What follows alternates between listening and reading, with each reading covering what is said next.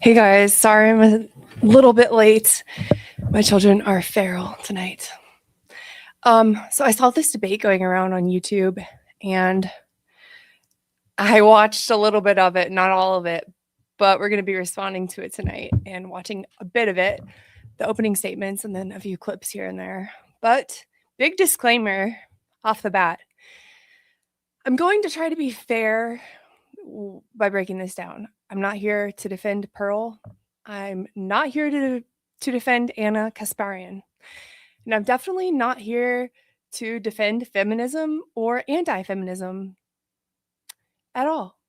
I'm actually here to analyze the arguments, any emotional manipulation I pick up on, and how debates like this that talk about child support, that talk about custody, and other issues, how entire debates manage to ignore the one group of people that cannot actually use their voices or consent to any of this. Children. So as we go through this train wreck of a debate, I want you to notice not just what is being said, but also what's missing. And I'm going to try to point out some of that. Let me know where you're coming from in the world in the live chat. That's always so interesting to see. I'm in Utah. It's not snowing. I wish it would be snowing. I moved here, excited for all the snow, and it's only snowed once this year.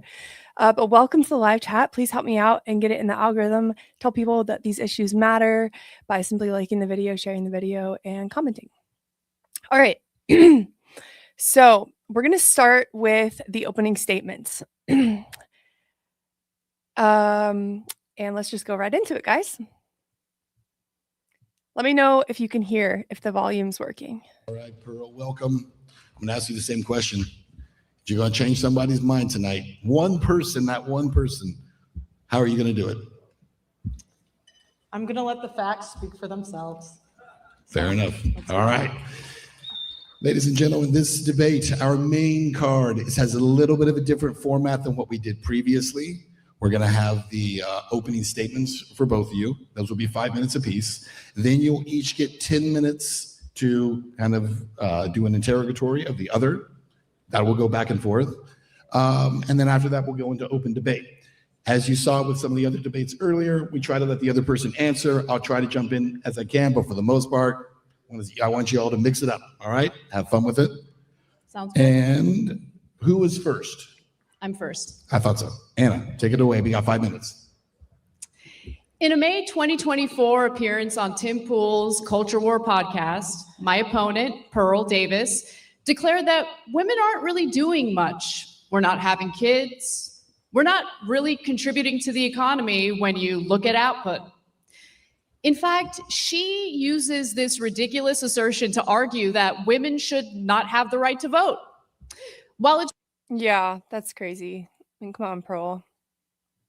true the birth rate has declined, and we'll revisit that in a bit, women account for 47% of the American workforce. The Council of Economic Advisors found that women have contributed a substantial portion of the US economic growth since 1970, which wouldn't have been made possible without the feminist movement.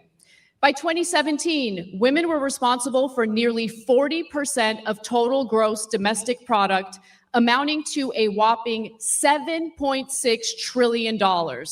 Of course, that figure doesn't include the trillions of dollars in unpaid labor women do every year, tending to the household, raising children, and caring for ailing parents.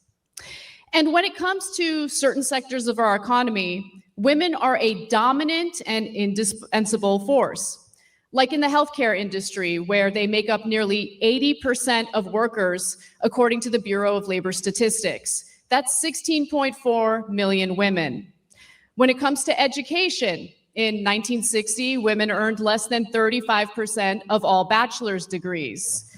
Today, they earn roughly 58% of all bachelor's degrees, which Pearl herself benefited from after graduating from Elmhurst University. Women also earn over 60% of master's degrees. I hope to hear Pearl explain how a more educated and skilled population somehow translates to cultural decline especially as we compete with China in this increasingly multipolar world. Okay, so Anna's opening is what I would like to call an institutional argument. She's offering a lot of facts and statistics. I mean, I appreciate that, but she's mostly focused on the GDP, workforce participation, degrees, educational attainment for women, studies, etc. And these numbers are not fake, but they answer a very narrow question, which is, did women's participation increase in the workforce? And did it increase measurable economic output? Here's my problem. Increased amounts of women in the workforce does not answer if women are better off because of feminism. It simply answers the fact that more women are working outside of the home. And that doesn't take into account whether or not these women actually desire to be working outside of the home. I'm sure a lot of them do, but there's a percentage, I'm sure, that do not and that have no other choice but to work outside of the home. I'm also confused. I don't like how they began the debate without defining what they're actually debating, whether feminism is the question, whether feminism has helped women with opportunities in the workforce. I'm confused about what they're debating, basically. And from Ana Kasparian, all of these statistics, okay, but I'm more interested in questions like, because of feminism or as a result of feminism, are families more stable? Are women finding meaning in their lives? Are children more secure? Or maybe whether or not feminism has led to increased well-being for women. These are just some ideas off the top of my head. Also, do women in the workforce want to be working outside of the home? Or do some of these women have no choice but to work outside of the home? You can offer these statistics about educational attainment and women in the workforce, et cetera, all day long, but it's not reflecting the entire picture. The modern feminist movement also had a major impact on decreasing domestic violence, and that's according to the US Department of Justice. Rates of intimate partner violence decreased by more than 60% from 1994 to 2010. And that's thanks to protective order statutes and funding for shelters beginning in the 1970s and 80s. Not only did the two-income household become... Okay, I got to stop there because that really got to me, that little part about the domestic violence and protection order claims. Now, I actually went to the report that she talks about from the statistics she talks about, and I read the whole report. And yeah, the report does claim what she is saying here, that DV reports went down, decreasing from 1994 to 2010. That's true. But I think there's something very blatantly obvious to me that's missing here. The flip side of protection orders. If we're going to be talking about protection orders, we need to talk about the unintended negative consequences as well. How those very protective orders that are meant to, yes, offer protection for real victims, how those same protective orders are so often exploited by people who are not victims at all in order to hurt the other party. It isn't fair, in my opinion, to have a conversation about protective orders, to praise them for lowering the DV rates without discussing false allegations. And listen, I say this as somebody who was personally affected by my own mom making false allegations against my dad some 23, 24 years ago. False allegation is a silver bullet divorce, if you are unfamiliar.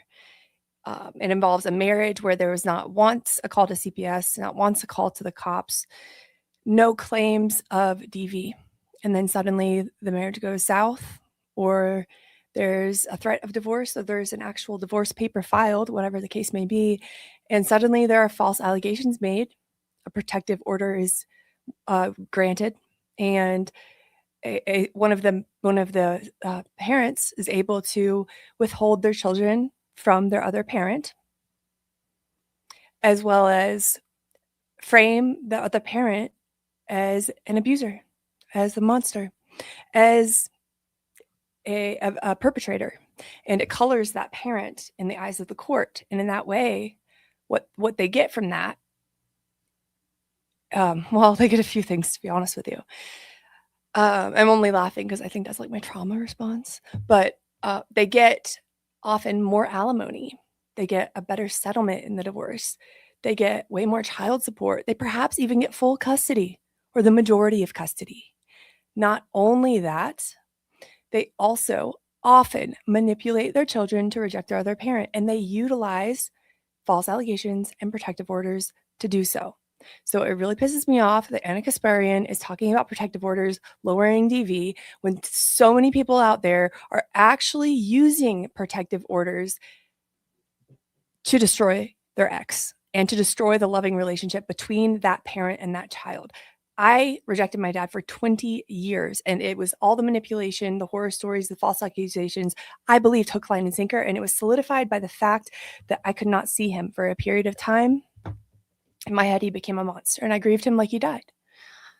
And it's not fair to talk about protective orders reducing DV when protective orders and false allegations can actually be a form of DV in and of itself. To make a false allegation of abuse against your ex-partner is a form of psychological abuse. Period. End of story. And I get frustrated at how institutional feminism consistently avoids discussing the secondary effects of things like protective orders, especially the effects that these mechanisms, these protective orders have on children and children's relationships with their parents. Children experience those secondary effects directly. And the way that she's presenting this is that protective orders actually lower DV, that they're this miracle cure, failing to mention any other consequences. Don't like that at all. More financially resilient, especially during economic downturns. Women gain the ability to leave abusive relationships, an outcome correlated with improved child health and educational attainment. By the way, thank you for your comments in the live chat. I will get to them at the end of the episode. A culture that protects people from violence is not one that's indicative of cultural decline. Pearl herself has benefited greatly from the feminist movement, thanks to Title IX in 1972, signed by Nixon, of course. Sex-based discrimination in any school program or activity that receives federal funding is prohibited. Pearl herself had a rather impressive record playing for Elmhurst University's volleyball team, having earned all conference honors as a senior. She later pursued professional volleyball in London. She could have stayed in the United States and served in her role as a traditional woman, but she didn't. And she could have been the traditional chaste woman living out her dream of everything women were supposed to do before feminism, but she is neither traditional nor chaste by her own admission. While All right. Also, her point here, coming after Pearl personally for having benefited from the Title IV in college, this might be rhetorically effective, but pointing out that somebody has benefited from a system, that doesn't mean that the system has no faults. That doesn't mean that other people aren't being hurt by that same system. Systems produce or can produce winners and victims at the same time. And so far, my main critique of Ana Kasparian's opening statement is that it's so black and white. It's failing to address any nuance that could exist. Feminists would have no problem with her personal choices. She has made a career bashing women for theirs. Critics often argue that modern feminism has weakened families and resulted in a lower birth rate.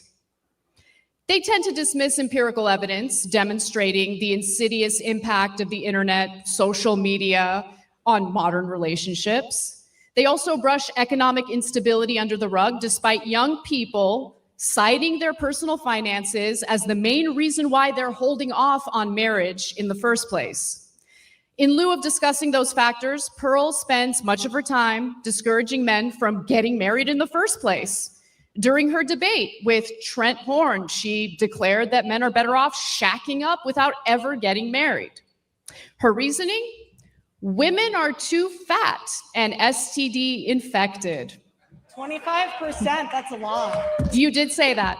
She didn't stop to think about how they contracted the STDs in the first place. Boring. Data from the National Library of Medicine show that modern men are just as promiscuous as modern women.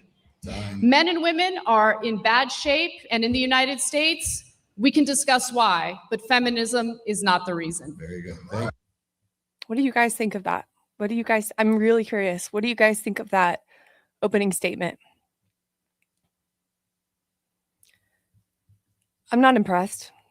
However, everybody on the internet is saying Pearl took an L. Even Pearl came out and said that she took an L, that she lost this debate. I think both of these women lost this debate. It's hardly a debate. If you watch some of the moments, it's almost embarrassing to my gender.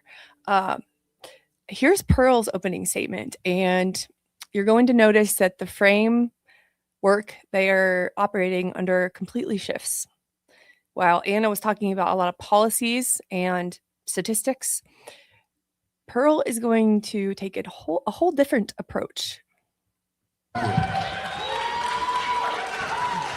Nice job. Okay, Pearl, we got 5 minutes. You're going to be on the clock, and let's go. Most debaters and commentators are elitists who tell average Americans from their ivory towers what to think and how to feel. My answer to this question not only comes from covering current events and researching the facts, data, and statistics, but also in my professional experience interviewing over 1,000 people in America and Western nations. Feminism has given women power, and power corrupts. And that's what's happening. Feminism is robbing men of their disposable income and their prime earning years. Feminism has empowered women. It has empowered women to be sexually promiscuous. Feminists say that they fought for women to not subject themselves to the approval of men. Why then are 5 to 10% of women between the ages of 18 to 25 on OnlyFans or other prostitution websites? That is a fair point. I think that's a fair point. But going back to the power corrupts line, I wish she would have been more specific about what she means. Yes, I agree. Power does corrupt. So does money. Power corrupts, but she doesn't explain the specifics about which mechanisms she's talking about in response to the power corrupting. Let's just continue. There are more online prostitutes in America than female Walmart employees. 1 of 3 women will catch an STD at some point in their lifetime. 90% will catch HPV, which is incurable. Feminism has empowered women to abort 1/8 of the world population and 1/3 of Gen Z. Feminists have been so empowered to commit paternity fraud. Paternity fraud is unpunished in any state in the USA or any country in the West. Yeah, that needs to change. That certainly needs to change. You need to be punished, and there need to be sanctions for false allegations, which some people are working on right now for family court. There also need to be sanctions for paternity fraud. Absolutely. Absolutely. But do you guys see what I'm saying? Like they didn't, it's almost like they didn't have the same mindset going into the debate. They're coming at it from completely different sides. Pearl seems to be coming at it from a moral indictment territory. And I think when she starts to throw out statistics about the OnlyFans, statistics about abortion. It's just a lot of shocking numbers without much context. It's starting to break down a little bit, in my opinion. If done correctly, a man will have to pay for a child he was fooled into believing was his until that child reaches maturity. In some states, that man will also have to pay for that kid's college. That is slavery and is forbidden under the 13th Amendment. 1/3 of paternity tests are negative by the American Association of Blood Banks. Feminism has empowered women to rob men of their time, their resources, their reputation, their children, and in the most extreme cases, their lives. Okay, so here's the child-centered reframe and what no one says and why it's so frustrating to me. It's all focused on women, and then it's all focused on men, and with child support, it's focused on men. Not to say that there are no issues with child support. That's not what I'm arguing here. I'm just saying that this debate, it's very clear to me, is treating children as a financial consequence instead of human beings with actual emotional, developmental, social needs.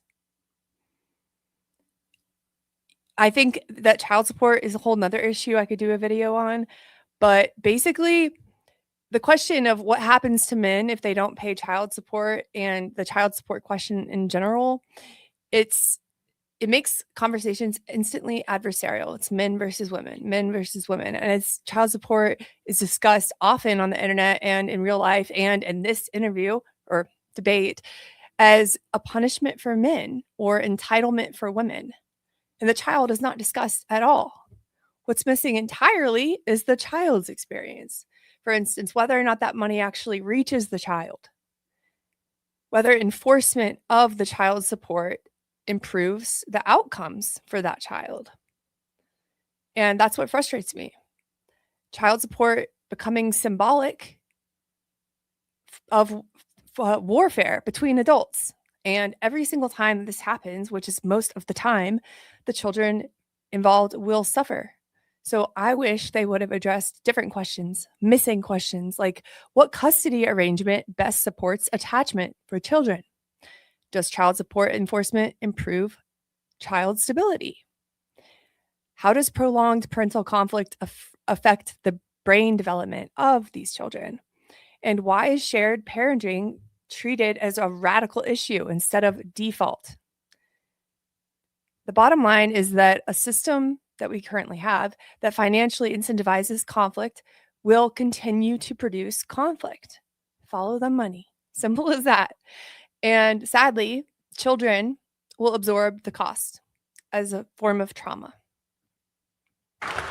They do this through child support, alimony, false allegations, and paternity fraud. How many people in this arena have a brother, a father, an uncle, or a friend who has gone through this meat grinder? Anna has been on the air for 15 years and is completely oblivious to these issues. It's a silent genocide of the lives of millions of men. Standing on the sidelines of the arena, I have 33-year combat veteran Terrence Popp. He served through 3 wars and was almost killed in 2. He got married, had 2 children, and served in the United States Army. Terrence Popp was deployed to Iraq in 2004, and as a member of the airborne infantry, he was wounded by a roadside bomb and suffered a TBI and a stroke from the blast. He was evacuated out of the country, and it took over 2 years until he had recovered. While he was recovering, his wife was plotting to divorce him. His wife murdered his 6-year-old chocolate lab out of spite because he filed for divorce first. Unfortunately, this is so common. I've talked to a lot of dads, veterans, who experienced this, a very similar version of the same story. When he confronted her, the response he got was, "I told you I did not want you living here." At this point, he was forced to leave the marital home and live out of his car. The divorce took away his home, his children, and left him penniless and saddled with a child support payment he could not afford. Terrence had to pay $144,000 over a 12-year period for a divorce that his wife was empowered by feminists to plan and execute. That was like my mom, by the way, whose lawyer told her what to do with the false allegations and the protective order. These are tactics that are well known, encouraged. Terrence went into court to fight for 50-50 custody. Terrence was called a murderer and an assassin in open court and was given 96 hours a month with his children. 96 hours a month is not a father. While homeless, he spoke to many other men who would never get off the streets due to child support arrearages and penalties, and the men constantly getting arrested for unpaid child support. The disparage of losing his children and his home, and his PTSD and constant pain from his wounds, he became suicidal. While at his post in 2008, a former commander of his came to see him to secretly say his last goodbyes. The next day, Mr. Pop's former commander put on his dress blues and went to the Holy National Veteran Cemetery and blew his brains out. Terrence Pop was notified of the death and was shocked because he was planning to commit suicide in the exact same manner. So in effect, his former commander took the bullet that was meant for him. Terrence Pop decided he would not kill himself and has spent the last 20 years saving 576 men from suicide with comedy. If you look to the left of the stage, Terrence is holding the dog tags for every life that he has saved. Now, why am I telling you this? Shout out to Terrence, yeah. Now, why am I telling you this? Because men and American veterans are put in this position because of the empowerment that feminists like Ana have pushed for.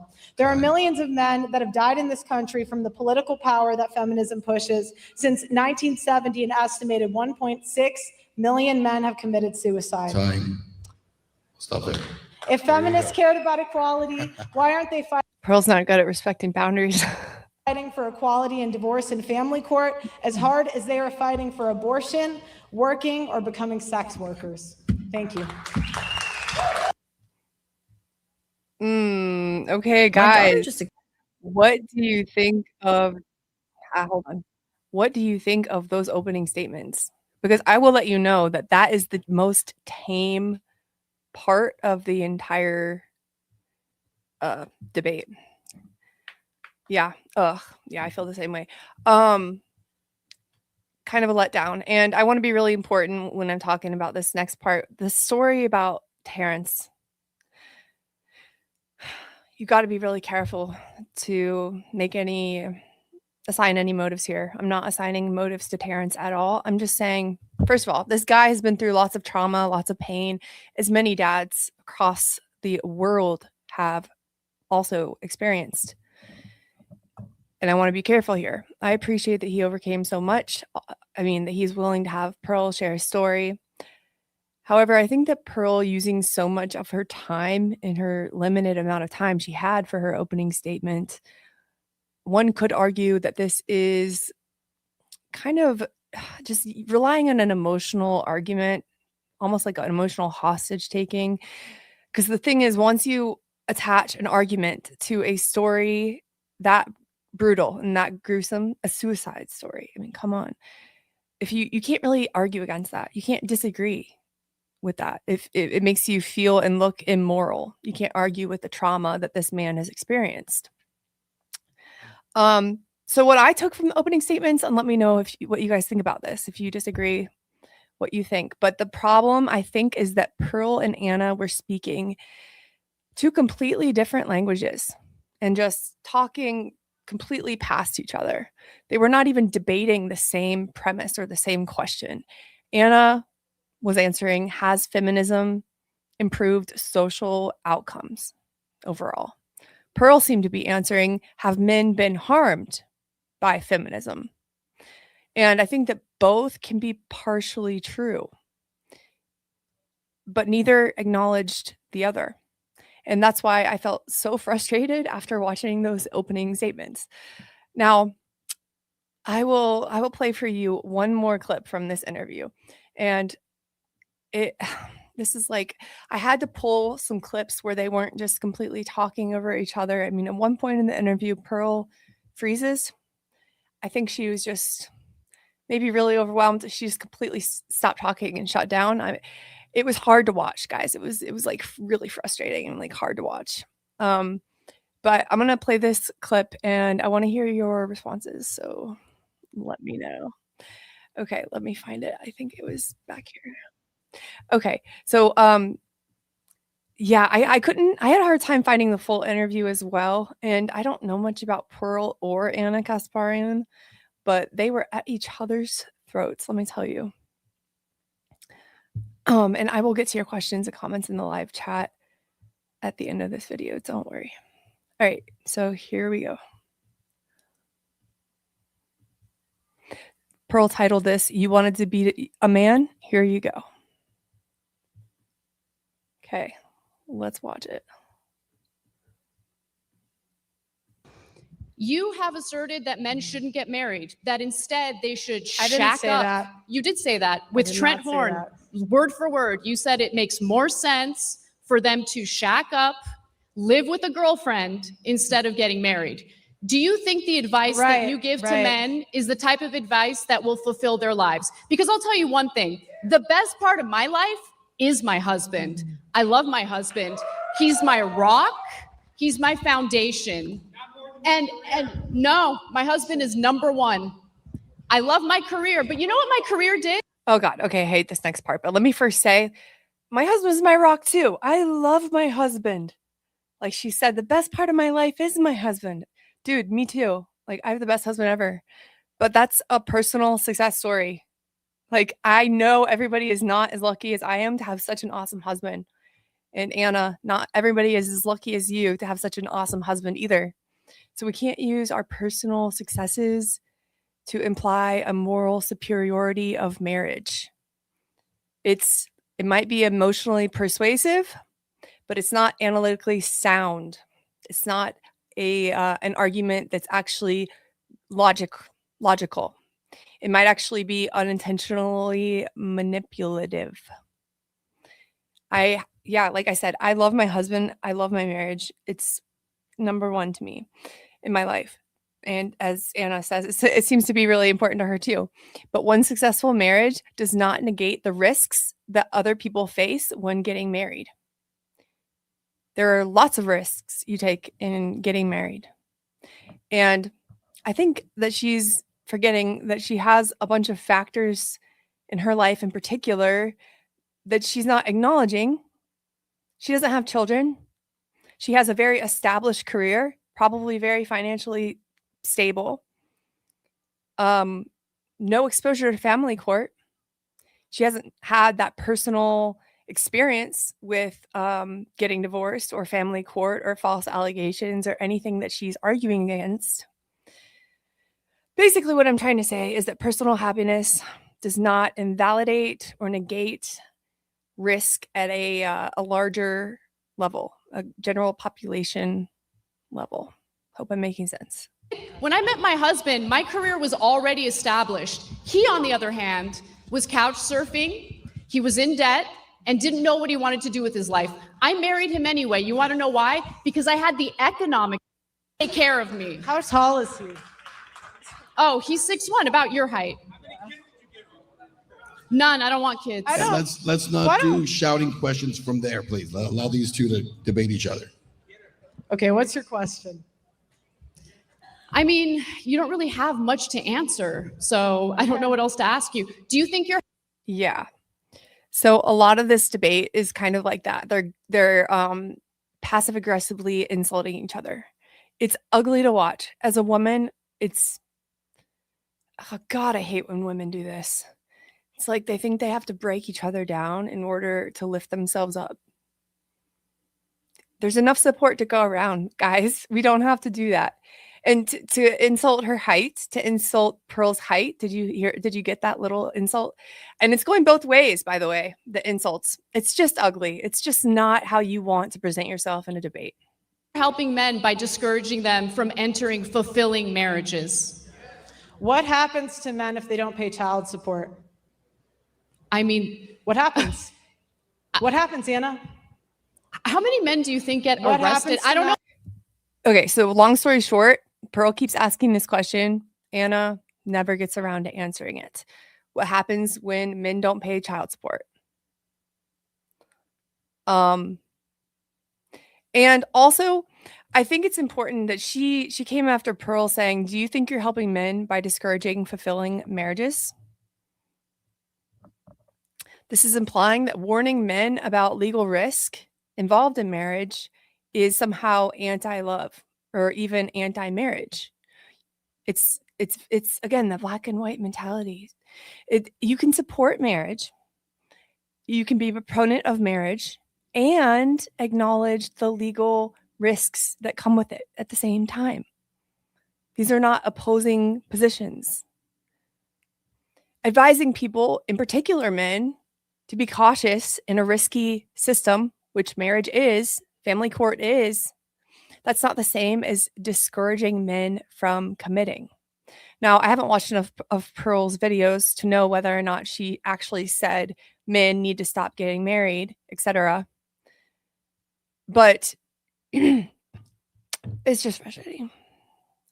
What the number is, but the idea that there's like a huge number of men getting arrested for not doing what they're supposed to do 15% and take care of their children, it's not a huge issue.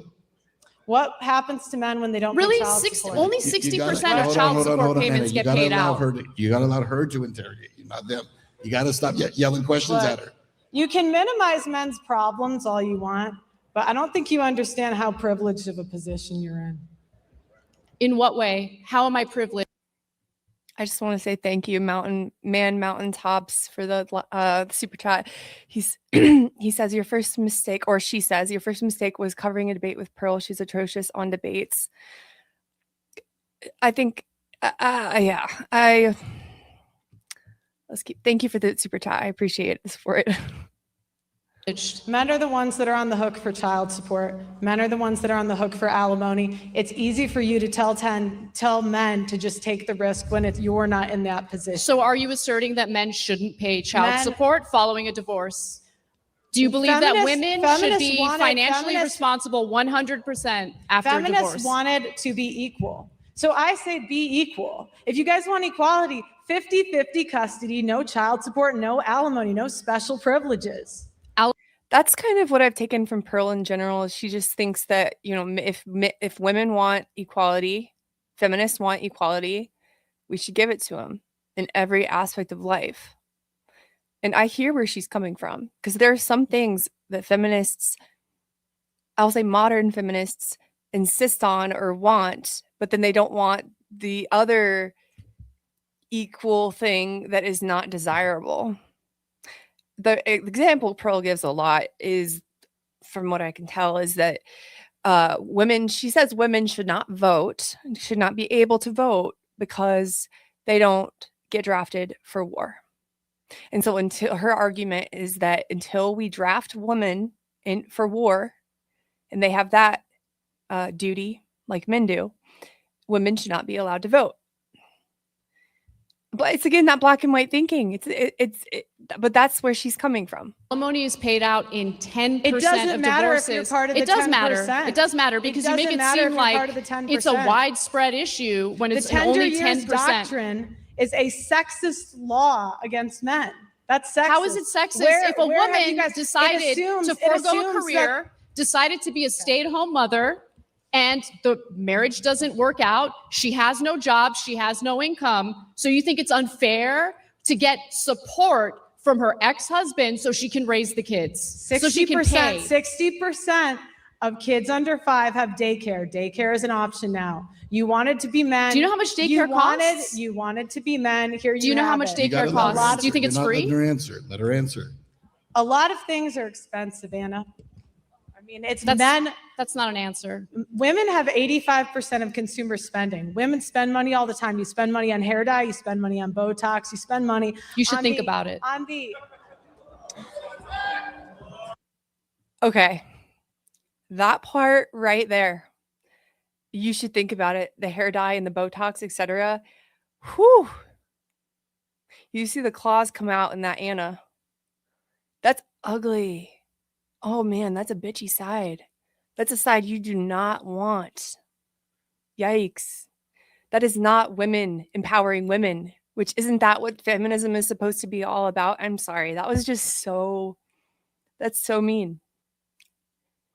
It's so unnecessary, so mean. It discredits her authority as in this debate. Yikes. It's almost over, guys. I'm not going to put you through much more of this.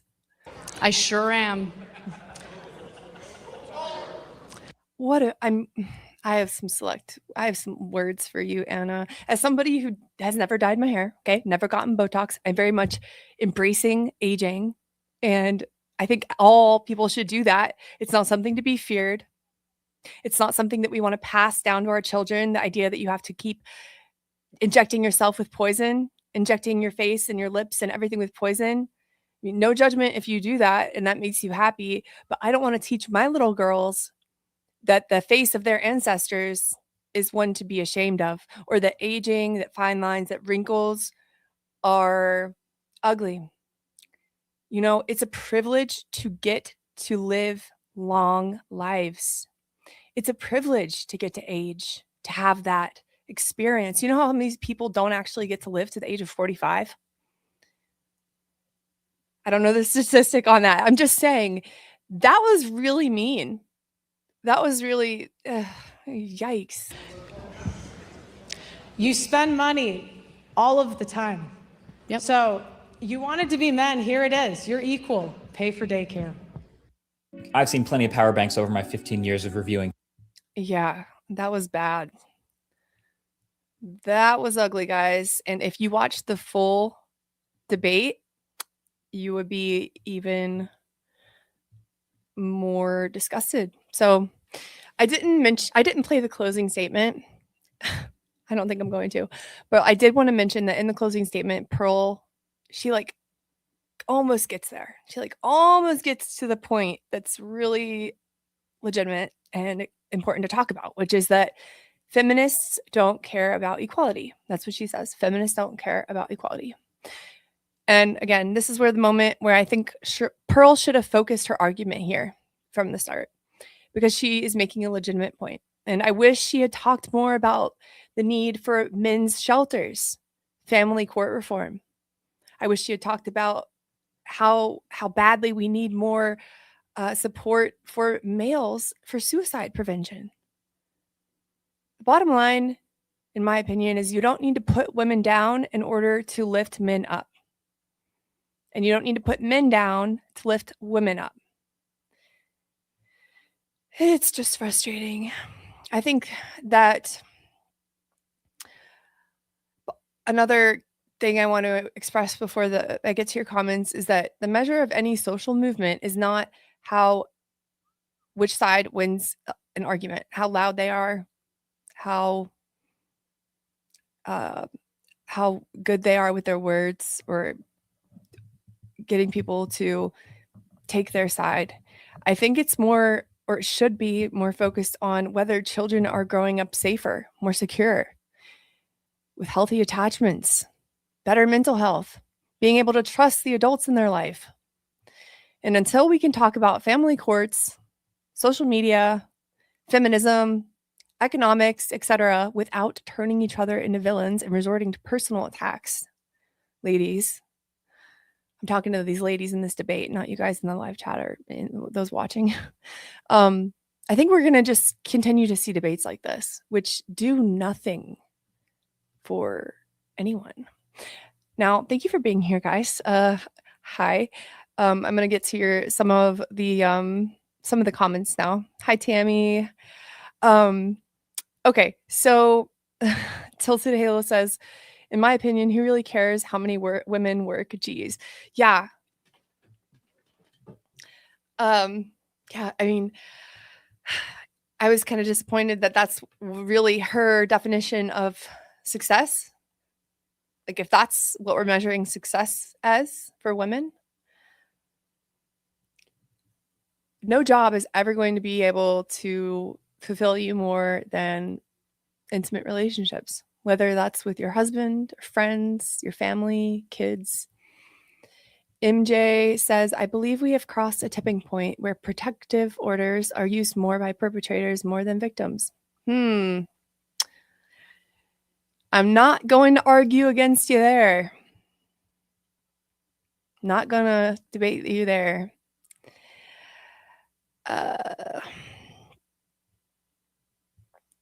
Thank you guys for liking the video, sharing the video, commenting. It really helps YouTube know that this is important. helps share and educate people about the type of child psychological abuse I went through. Marcus says child support should be strictly used on the children. Agreed.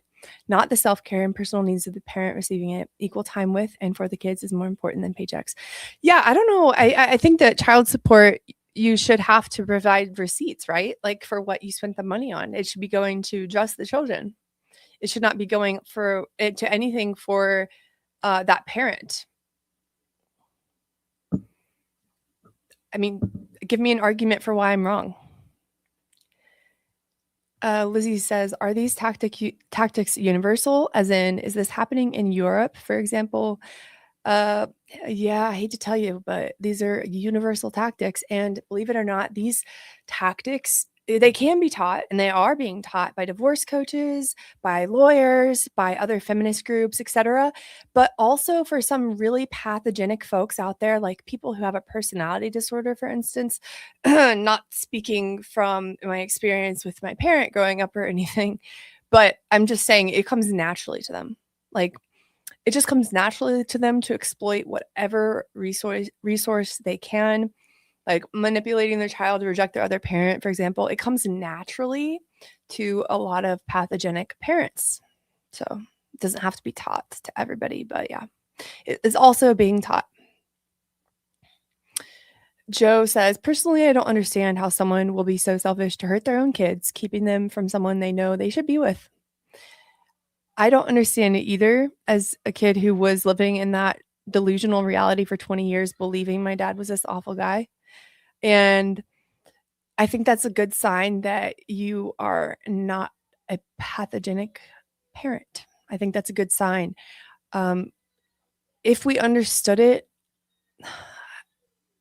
if it came naturally to you and you understood why or how someone could do that, you would be living in the same mindset, the same depraved, sick, twisted mindset that they are living in. So it's a good thing you can't understand it, basically. Joe also says, what's wrong with a 6-foot woman? Sounds perfect. Yeah, I don't think there's anything wrong with a 6-foot woman. I'm really tall too. Thanks for that comment. That's pretty funny. White Pill Radio says, I haven't been able to find a woman with morals. Okay. I hear this a lot, you guys. I hear a lot of women saying, I haven't been able to find a good man with morals. And then I hear a lot of men saying, I haven't been able to find a good woman with morals. It goes both ways. It truly does. It goes both ways. And I think the only thing that helped me, because I have a great husband. I mean, he puts me and the kids first all the time. He's always thinking about us before he thinks of himself. He has great values. I would want all of my friends and all my loved ones to have a spouse like my spouse. That's how lucky I am. I sound like freaking Ana Kasparian right now talking about her husband. But number one, working on your own self and your own healing. If you have any trauma or anything you need to heal from so that you can become the best version of yourself, create your own most wonderful life in the meantime. And then also what really helped me was to set intentions while I was dating for the 3 most important things I was looking for in a partner. And like none of those included personal attraction, sexual attraction, none of that. Like those were character traits I wanted and needed in a partner, and just being really intentional with that. I took a long time to think about it, and I held on to those traits. And I think when you have your mindset aligned with what you want in your life in the future, you're more likely to seek it out and to find it. I know that sounds like some crazy magical manifestation stuff, but just hold the hope. Not all of the people in this world are without morals. There are some really great people in the world. Empirical Scout says they want the privileges of equality, but none of the responsibilities. Textbook opportunism. Yeah, that's what I was touching on earlier. MJ says, I know many alienated moms who are the ones paying child support, all the while the children being birthed and raised are being turned against them and unable to restore the relationship due to false allegations. Absolutely. Anyone with a pulse can abuse. That's just the bottom line. I've always said that. It's not a male or female issue.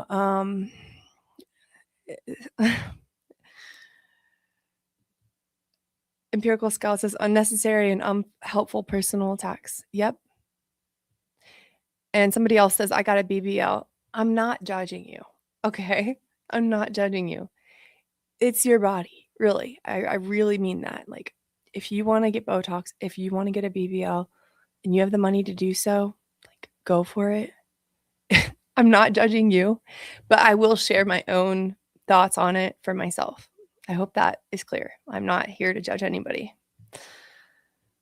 I just think a lot of people get like irreversible procedures and surgeries done without fully thinking through the consequences. And sometimes it is hard to think through all the consequences because some of these procedures are so new. They don't actually have the data and the results of what it will do to you long term. I just encourage critical thinking all the time. So, okay, this is a good point. Marcus says, sadly, neither one of them talked about kids at all. No, they didn't, did they? I think Ana Kasparian mentioned once that she doesn't want to have kids. That's the only mention I heard of kids. And yeah, the birth rate is very low. It's falling more and more each year. I made a whole video on that because I don't think enough people are alarmed about that. People are having fewer kids and people are having kids at a way later age. And I think that people want to blame it on the economic situation in our country and all the countries worldwide. And that certainly plays a part. You can't deny it. But there's also an aspect of people kind of ambivalent about having kids. Like there's this big cultural movement of not wanting responsibility, not wanting to sacrifice. And talked about this before too. And I started thinking about this when I read a book by Jordan Peterson, Canadian psychologist and speaker. And he talks about how sacrifice and responsibility is what creates purpose and meaning in your life. And if you don't seek that out, and if you don't have that, you're going to have less meaning, less purpose in your life. And it doesn't have to be child rearing. I'm not saying it has to be child rearing, but it has to be something. You got to have something.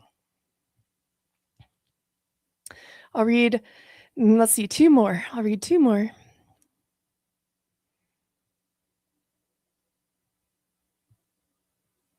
This is something I haven't really talked about. Opinion. Mothers usually more important to kids in intact families, but fathers are more important when they split. The outcome stats are specific to the outcome statistics specific to single mothers are devastating. You know, I might have to do more research into that. Admittedly, I don't know much about that, and I would need to do more research into that before giving you my opinion. But thanks for that. Thanks for that thought. I will definitely look into that. Last one. Oh my gosh, thank you. This is a very good and very nice compliment. Yoda Noda says, how did you develop such good traits being raised in a toxic environment? Seeing you so well-adjusted gives me hope. Oh, well, thank you. First of all, that is so kind. Also, if you had seen me 15 years ago, I was not the same person, you guys, at all. I have been through a lot. I have made a lot of mistakes in my life. But I am working every day to improve myself. I'm a very self-motivated person. I am just always wanting to be the best I can. I have kids. Okay. I have kids. I have to be the best I can be for them. And also I would like to credit my dad. My dad was like, we were like this. We were so tight. I was daddy's little girl until my parents divorced when I was 9. So he did have a very good influence on me for my most formative years, by the way. And also I have grandparents that were very, very healthy and very involved in my life and unconditionally loving, etc. But also God, like God, really, that's what I would say. Like, yeah. Thank you guys so much for being here. I appreciate your support as always. Now go have a fun Saturday night or whenever you're watching this. Yes. And just to give you guys a little bit of hope out there, this is not the end of your story, no matter what you're going through, whether it is this specific family dynamic, or whether it's a breakup, or a grieving a loved one, or maybe you just lost your job. I don't know what it is that you're going through in your life. There have been so many times in my life where I truly thought I would never recover. So many times I thought I will never be this. I will never get over this. I will never be okay after this. And you do. You get better. You keep going. You find joy and meaning, and you create a more wonderful life. We never give up. We never give up. We never give up. That's my saying, my life motto. Never, never, never, never, never give up. Never give up. That's it. I'll see you guys next time.